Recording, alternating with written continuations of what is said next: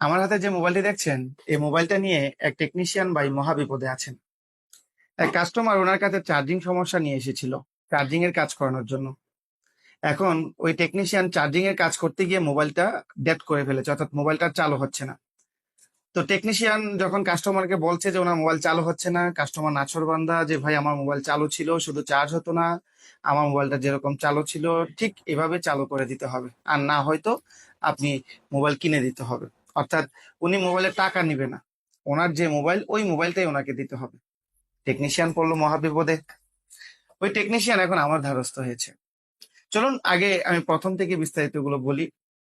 Customer যখন টেকনিশিয়ানের কাছে নিয়ে এসেছে এটা চার্জিং সমস্যার জন্য, তখন টেকনিশিয়ানকে বললো যে ভাই আমার মোবাইলে চার্জ হচ্ছে না হঠাৎ করে।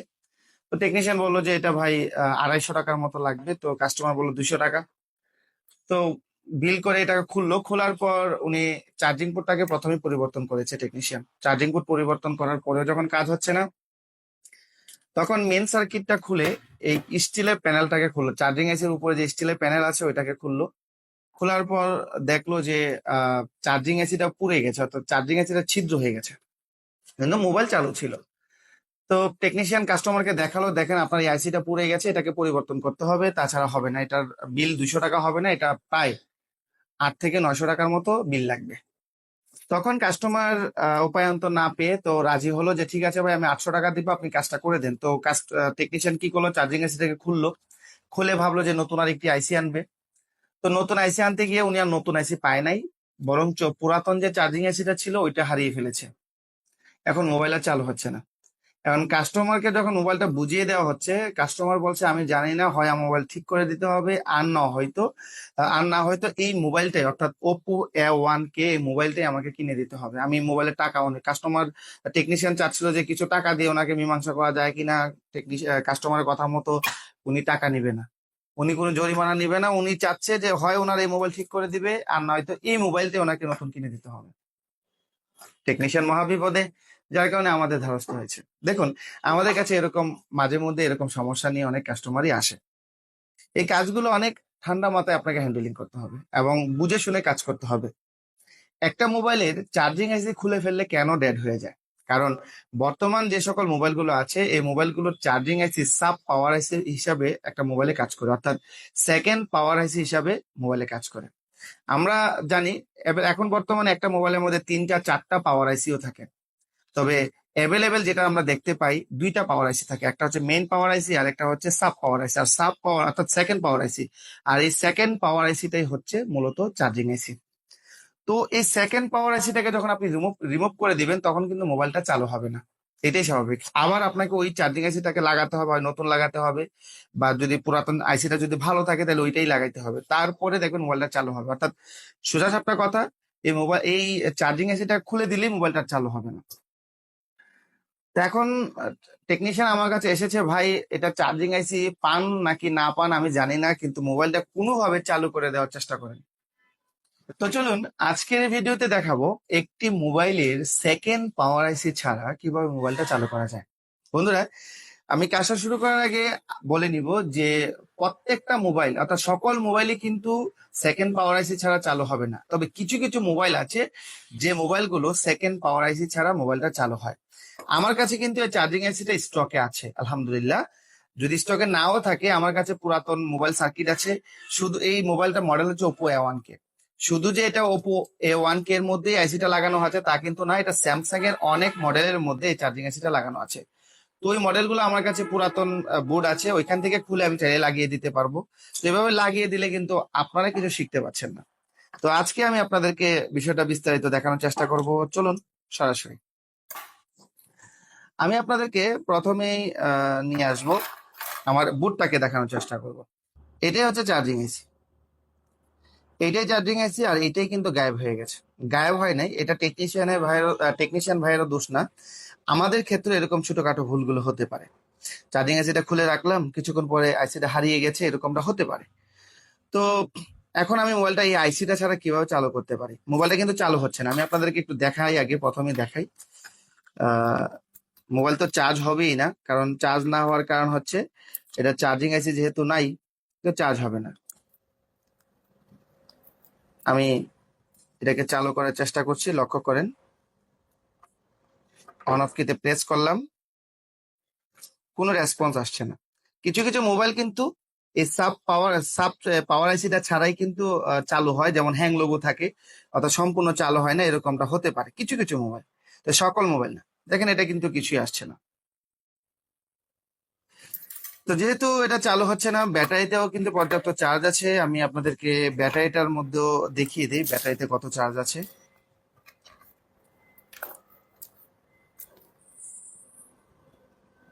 দেখতেই পাচ্ছেন ব্যাটারিতে কিন্তু 3.92, অর্থাৎ প্রায় 4 ভোল্টের মতো আছে।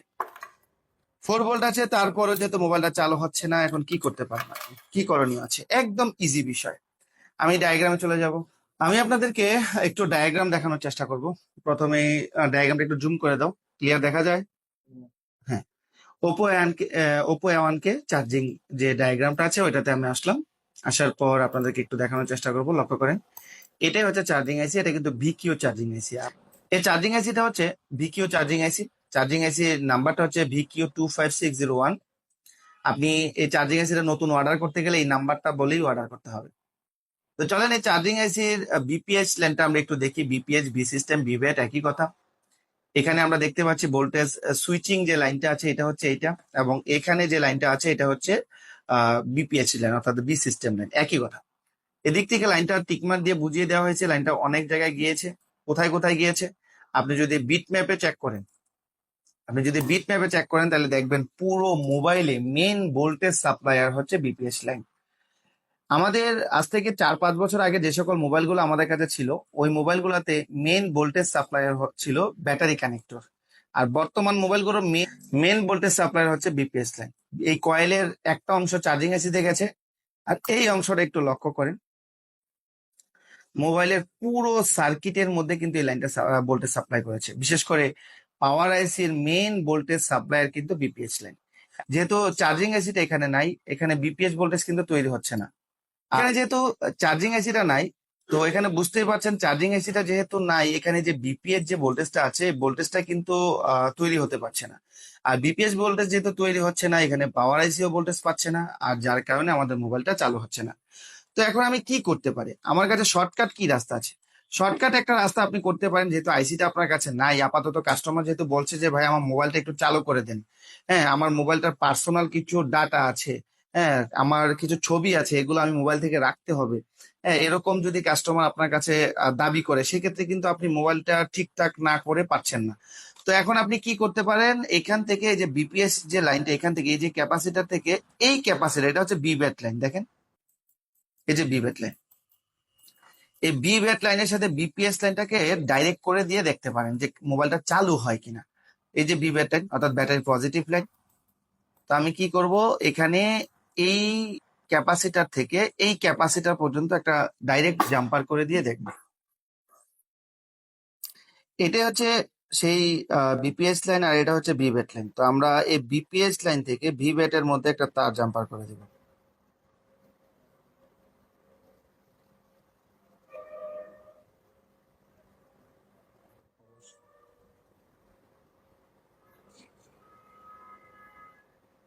ওকে,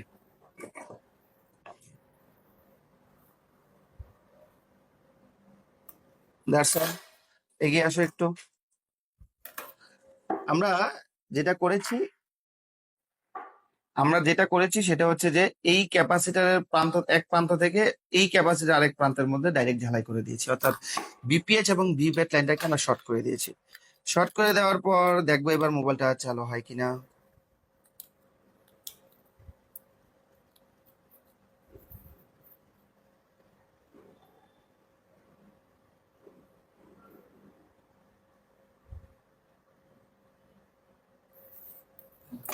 দেখতেই পাচ্ছেন একদম ইজিলি আমরা কিন্তু কাজটা করে ফেলেছি। এখন কিন্তু কাস্টমারকে একটা বুঝ দিতে পারবো যে ভাই আপনার মোবাইলের চার্জ হতো না, আমরা আপাতত আপনার মোবাইলটা চালু করে দিয়েছি।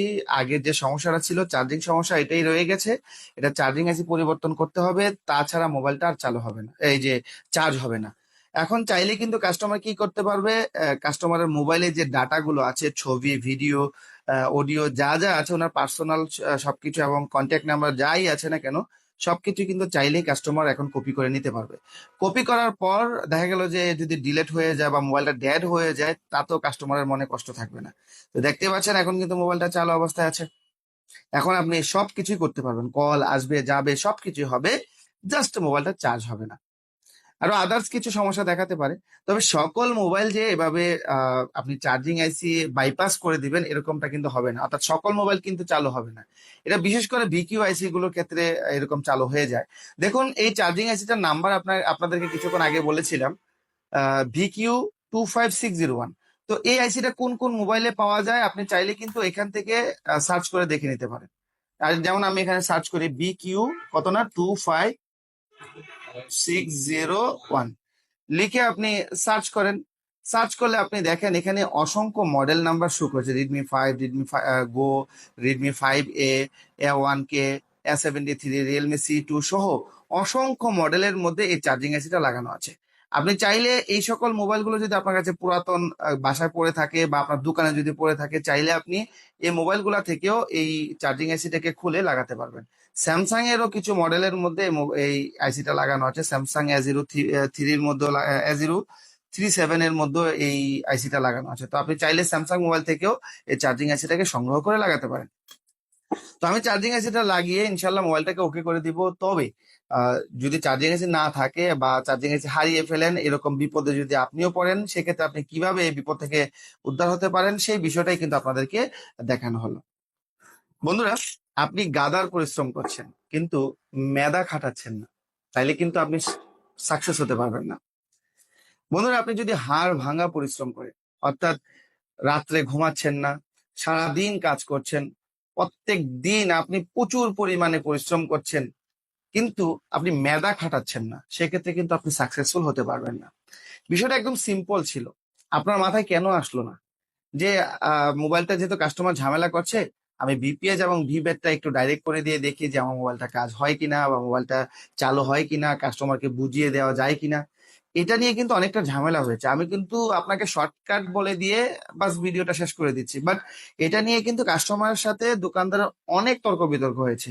আসলে এখানে কিন্তু কোনো এই যে টেকনিশিয়ান ভাই, যে ভাই নিয়ে এসেছে, ওনার কিন্তু কোনো দোষ নাই। যেহেতু আইসিটা পুড়ে গেছে, একে তো নাম্বার বোঝা যাচ্ছিল না, দ্বিতীয়ত এটা কিন্তু আইসিটা আনতে গিয়ে এরকমটা হয়েছে, অ্যাক্সিডেন্টলি আইসিটা হারিয়ে গেছে। অনেক সময় আমাদের হাতে হারিয়ে যায়। আইসি রেখেছি এখানে, বাসায় গিয়ে দেখি পাঞ্জাবির মধ্যে আইসি লেগে আছে।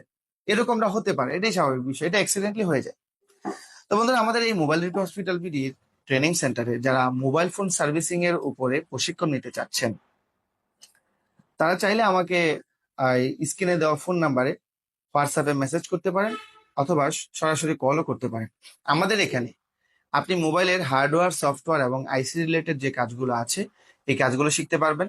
একজন নতুন টেকনিশিয়ান যে কোনো কাজই জানে না, চাইলে উনিও কাজ শিখতে পারবেন। এবং যারা অলরেডি কাজ করছেন 2 বছর, 4 বছর, 5 বছর, কিন্তু অ্যাডভান্স লেভেলের কাজগুলো, অর্থাৎ অ্যাডভান্স লেভেলের কাজগুলোর মধ্যে যেমন আইসি রিলেটেড কাজগুলো, মোবাইলের সমস্যা ফাইন্ড আউট করতে পারছেন না, একটা মোবাইলের চার্জিং সমস্যা আসলে কিভাবে সমস্যা নিরূপণ করবেন সেগুলো বুঝতে পারছেন না, মুখস্থ কাজ করছেন, ইউটিউব দেখে কাজ করছেন, হ্যাঁ একটু গাইডলাইন হইলে আপনার জন্য ভালো হবে, এরকম ধরনের ভাইরাও আমাদের কাছে আসতে পারেন অ্যাডভান্স লেভেলের কাজগুলো শেখার জন্য। বন্ধুরা, আমাদের এই মোবাইল রিপেয়ার হসপিটাল বিডির ফেসবুক পেজ এবং ইউটিউব চ্যানেলে প্রতিনিয়ত চেষ্টা করি আমরা মোবাইলের নানা রকম সমস্যা নিয়ে আপনাদের সামনে ভিডিও উপস্থাপন করার জন্য। তো বন্ধুরা, আমি একটা কথা না বললেই নয়, আমাদের এই ফেসবুক পেজ এবং ইউটিউব চ্যানেলে যারা মোবাইল রিপেয়ারে কাজ করেন, তারা ছাড়াও আরো অন্যান্য অনেক ভাই এবং বোন আমাদের ভিডিওগুলো দেখে থাকেন। দেখে একজন দোকানদারকে গিয়ে বলেন যে ভাই, আমি একটা ভিডিও দেখেছি, চার্জিং এর এই সমস্যা ওই সমস্যা, এটা উনি অনেক সহজে করে ফেলছে। মানে এভাবে গিয়ে আপনারা কিন্তু জেরা করেন, যেটা আপনার একদমই ভুল। কারণ একটা মোবাইলের সমস্যা কিন্তু সবসময় এক জায়গা থেকে হয় না, সবসময় এক জায়গা থেকে হয় না, এটা কিন্তু আপনাকে মনে রাখতে হবে। এরপরে আপনার মোবাইল সম্বন্ধে কোনো ধারণা নাই, আপনি ভাবলেন যে আপনি ভিডিও দেখে কাজটা করে ফেলবেন, তাইলেও কিন্তু আপনি এখানে একটা মহা বিপদ ডেকে আনলেন। আমার কাছে এমনও লোক অনেক মোবাইল পাঠায় যে ভাই, আমার মোবাইলে নেটওয়ার্কের সমস্যা ছিল, আমি ভিডিও দেখে ভাবলাম যে মোবাইলটা একটু কাজ করব, তো আমি মোবাইল খুইলা কাজ করতে গিয়ে আর মোবাইল চালুই হচ্ছে না। তো হিতে বিপরীত, আমরা কিন্তু ভিডিওতে বিষয়গুলো একদম সহজ করেই বলি এবং শর্টকাট বলি, এবং কিছু কিছু বিষয় আছে একটু কঠিন, এগুলো কিন্তু সাধারণ যারা আছেন তারা কিন্তু বুঝেন না, একজন টেকনিশিয়ান কিন্তু বিষয়গুলো বুঝতে পারেন। তো যেভাবে সহজ করে বলি, আসলে প্রত্যেকটা বিষয় কিন্তু এত সহজ না। আর আপনারা ঘরে এগুলো ট্রাই করবেন না। অল্প কিছু টাকা বাঁচানোর জন্য আপনার বাসায় মাস্টারি করে আপনার মোবাইলটাকে, এত শখের এত দামি একটা মোবাইল, শখের একটা মোবাইল, এটাকে বাদ করে ফেলবেন না। তো এতটুকু অনুরোধ করবো, অল্প টাকা খরচ হলেও আপনার নিকটস্থ একজন ভালো টেকনিশিয়ানের কাছে আপনার মোবাইলটা সার্ভিস করানোর চেষ্টা করবেন। দুনিয়ার মধ্যে সবাই কিন্তু খারাপ না, আবার সবাই কিন্তু ভালোও না। আপনার মোবাইল সার্ভিসিং এর জগতে যেমন ভালো টেকনিশিয়ান আছে, তেমন খারাপ টেকনিশিয়ানও আছে। তদ্রুপ কাপড়ের বিজনেসের, প্রত্যেকটা বিজনেসের মধ্যে কিন্তু ভালো এবং খারাপ মিলিয়েই কিন্তু দুনিয়া চলে। তো দেখুন, অনেকেই আমাকে ফোন করেন, আমি যদি বলি আপনার এলাকা ভিত্তিক টেকনিশিয়ানকে দেখান, তো ওনারা বলেন ভাই আমার এলাকার টেকনিশিয়ান ভালো না, এই না সে না। না, এটা একদম ভুল ধারণা ভাই। এটা আপনার মনস্থির। আপনি ভিডিও দেখে ভাবছেন যারা ভিডিও করছে তারা অনেক ভালো কাজ জানে, আপনার এলাকার লোকরা কাজ জানে না, ওদেরকে দেখাবো না, এটা কিন্তু আপনার আরেকটা ভুল। আমরা ভিডিও করে বিদায় যে আমরা পৃথিবীর সকল কাজ জানি, তা কিন্তু না। এটা কিন্তু একদমই ভুল ধারণা। একটা মোবাইলের সমস্যা হলে আপনার এলাকা ভিত্তিক টেকনিশিয়ানকে আগে দেখান, ওরা যদি না পারে সেক্ষেত্রে আমাদের কাছে পাঠান। তবে ওই টেকনিশিয়ানদের উদ্দেশ্যেও বলবো, আপনার কাছে যদি একটা কাজ না হয় তাহলে আপনি মোবাইলটা বেশি ঘাটাঘাটি না করে ওনাকে সাজেস্ট দেন যে ভাই আপনি অন্য একজন টেকনিশিয়ানকে দেখান, এরকম বলতে পারেন। তাইলে আপনার কিন্তু বদনাম হলো না। বন্ধুরা, আজ আর নয়, আজকে অনেক লম্বা করে ফেলেছি ভিডিওটা। কথা হবে আপনাদের সামনে নেক্সট কোনো ভিডিওতে। সে পর্যন্ত সুস্থ থাকবেন, ভালো থাকবেন। আসসালামু আলাইকুম ওয়া রাহমাতুল্লাহি ওয়া বারাকাতুহু।